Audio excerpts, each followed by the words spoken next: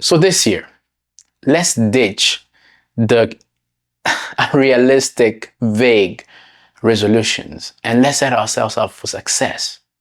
Every year, millions of us make New Year's resolutions. But let's be honest, how many of them actually stick until February? In fact, the other day I was scrolling through Instagram and I saw an Apple ad that said apparently by January 15, most people will quit. So it's known as Quitter's Day. I don't want that to be you. So if your goal, if your resolution seems more like wishful thinking and less like something achievable, stick around. Let's talk about why do New Year's resolutions fail and what you can do to make sure that yours stick this year. 2025 is the year. Let's do this. Now, the truth is, New Year's resolutions can be very motivating, but they also come with pitfalls that can hinder your success. So let's address the elephant in the room. Why do New Year's resolutions fail? Number one, unrealistic goals.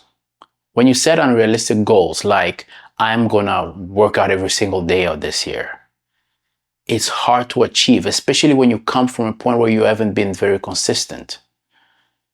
Unfortunately, we do that. We set unrealistic goals because, yes, we have all this motivation coming into the new year and we think we can achieve something that great. And I hope you can, but that sets you up for failure when you start by aiming too high. Number two, when the goal is very vague. When the goal is very vague, you tell yourself something like, I'm going to be healthier this year. But what does that mean? What does being healthier mean to you?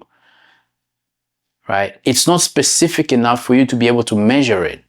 What are the things that you're going to stop doing? What are the things that you're going to start doing to make you healthier? So if you don't know what that is, then at some point you wouldn't even know where to go to, what to do next. Number three, too many goals. When you have too many goals, it's hard to have a focus on one goal. It's hard to even track which goals are you succeeding in, which goals are you not succeeding in. And as a result, you end up dropping all of them. So let me go back to one. One, unrealistic goals. Two, vague goals. Three, too many resolutions. And number four, all or nothing mindset. I'm either going to do everything perfectly or I'm going to stop, which means that if by next week you're not able to achieve that perfect week that you were setting out for because you said you wanted to train every single day this year, if by next week you're not able to achieve that, then you just give up on your resolution. Those are some of the things that makes it that people don't complete the resolutions. But it's okay. It's fine. It's okay to know what are the pitfalls. Then we can know how to overcome those pitfalls. So now that we know why resolutions fail, here's one of the ways that you can make them stick. Make sure your goals are smart. And in this case, smart means specific, measurable, achievable, relevant, and time-bound. By doing this, you'll be able to know exactly where you're going. So now, not everybody's resolution is fitness. Most people, it is fitness, being healthy. But say you want to save money, right? Be specific about it. Instead of saying I want to save more money, say I'm going to save $50 a week. Because you're specific, then you can know, did you save 50 or not? That's very specific.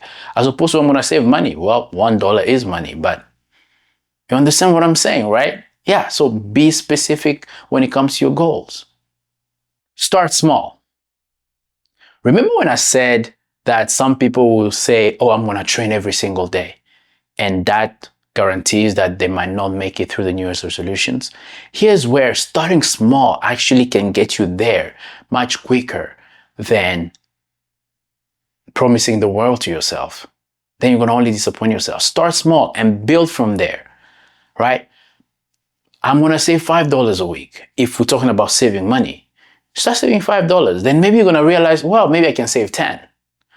And starting small is also about how many resolutions you're creating for yourself, right? Instead of creating 10 resolutions, just do one resolution. Then maybe add one more when you realize, no, I have a hang of this, right? So start small. By starting small, you can ensure, you can always go higher from small and you feel like you've overachieved. But when you set your goal higher and then you have to decrease it, it feels like a failure. So remember, start small. Make sure you can track these goals. Can you track the goals? If you set a smart goal and you started small, you should be able to track it.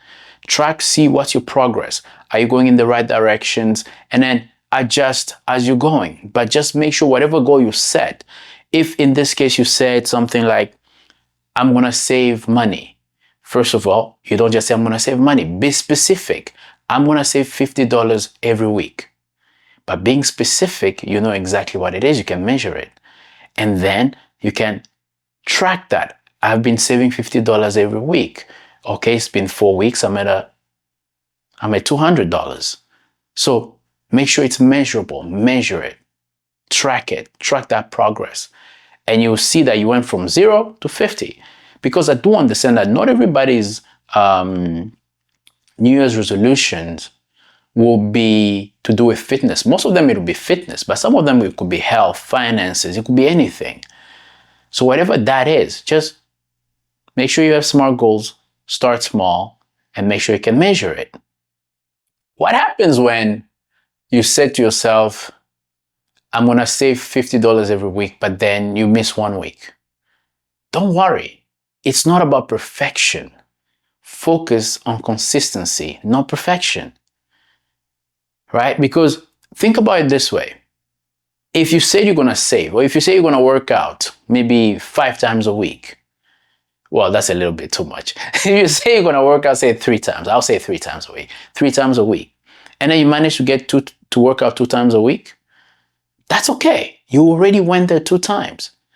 Then try it 3 times next time and keep trying.